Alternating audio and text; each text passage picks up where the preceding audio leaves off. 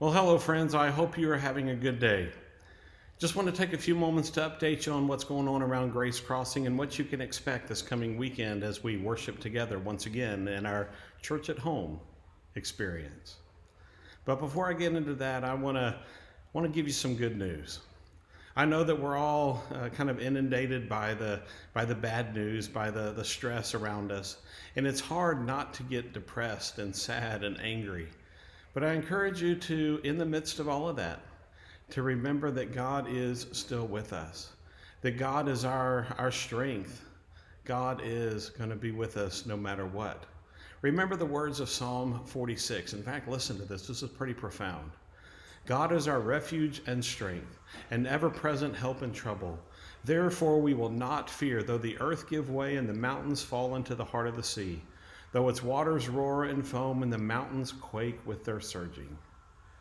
The psalmist tells us that even in the midst of great trial, God is with us. He is our refuge and our strength. And I pray that you will trust him and know that he is with us all during this time. I also encourage you to do something to take care of yourself and your family during this time. Turn off the news and social media for a little while. Go for a walk. Call a friend you haven't talked to in a while. Play a game with your neighbors and family. Just spend some time connecting with each other. Also, take some time to work on your faith, to connect with God. Perhaps you use that Lent Bible reading plan that's in the church app. Or just start anywhere in the Bible and start reading the story of God's redemptive work for all of creation. This is a time for us, friends, to experience God's grace in new ways. And I pray that you will open your heart to see that grace all around you. I also pray that you will allow God to use you as an instrument of grace in your community, with your neighbors, with your friends. Help others to see that God is right in the middle of this with us.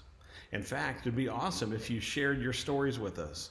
So go to the church's Facebook page. That's facebook.com/GCUMC. That's GCUMC for Grace Crossing United Methodist Church. Facebook.com/GCUMC. And tell us your stories. It'll be a great inspiration for all of us. But I also want to let you know what's happening this weekend. As you are probably aware, this last Sunday we had some technical difficulties with our church at home attempt. It wasn't on our end, fortunately. It was just so many churches around the nation, and indeed around the world, were trying to live stream at the same time that it kind of overloaded the internet. But this week we have a different solution prepared, and I think you're going to enjoy what we do. So tune in Sunday morning at 10 o'clock. We'll be back with you a little bit later in the week with the specifics about where to tune in, but know that we're going to have a great time together. Also, I want you to know that Katie Mons, our Director of Family Ministries, has put together some great resources for our children and youth. If you check out our Facebook page, you'll see the daily crisscross videos that she's put together. These are activities and readings for children and their families to do together to experience God's grace. For our youth, she has started an online devotional time, a Bible study, via the YouVersion Bible app. So I encourage our youth to download that from the App Store. And if you need more information on that, you can email Katie at gracecrossing.org. That's KATIE at gracecrossing.org. And she can tell you more info about that.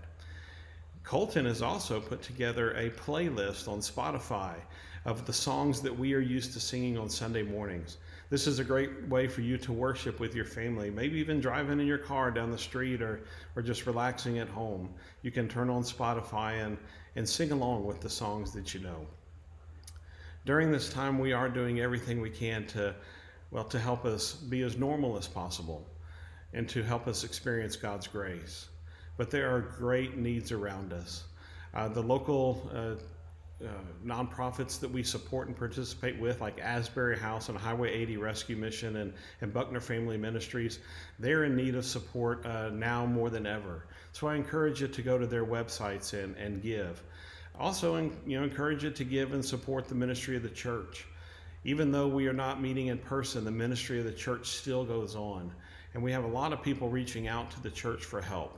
So go to gracecrossing.org/giving or click on the Give button on the church app and support the ministry of the church during this time. But whatever you do during this time, friends, I pray again that you would remember God is right here with us.